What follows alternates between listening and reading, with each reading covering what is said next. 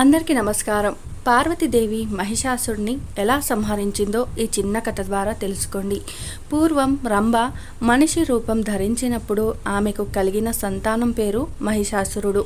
మహిష అంటే గేదె, అసుర అంటే రాక్షసుడు. మహిషాసురుడు అతి క్రూరుడు.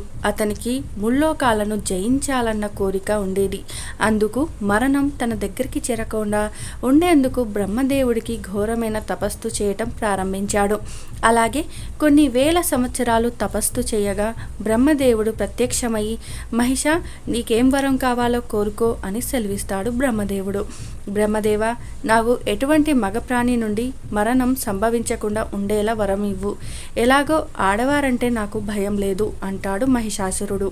సరే అని బ్రహ్మదేవుడు అతను కోరిన వరాన్ని ఇస్తాడు.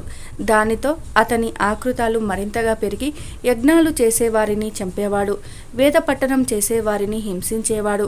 బయట ఎవ్వరు కూడా యజ్ఞాలు కానీ వేదాలు చదవటం కానీ నిషేధించాడు.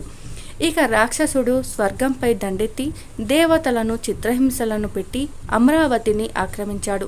సకల దేవతలు అతనికి మగప్రాణి నుండి ఎటువంటి భయం లేదు కాబట్టి అందరూ కలిసి జగన్మాత పరమేశ్వరి దగ్గరికి వెళ్ళి ఆమెను శరణు వేడారు.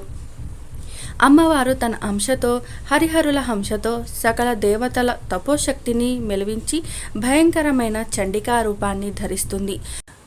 భగభగ మండుతున్న ఎర్రటి నేత్రాలతో, దేవతలు సమర్పించిన ఆయుధాలతో కథ రంగంలోకి దూకుతుంది. ఆ అమ్మవారు ఆ మహిషాసుడితో ఘోరమైన యుద్ధం చేయటం ప్రారంభించింది.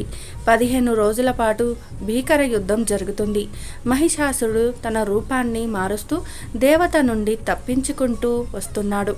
ఒక రూపం ధరించి ఉండగా చండికాదేవి తన ఎడమ కాలితో తొక్కి అతన్ని శిరస్సును ఖండిస్తుంది.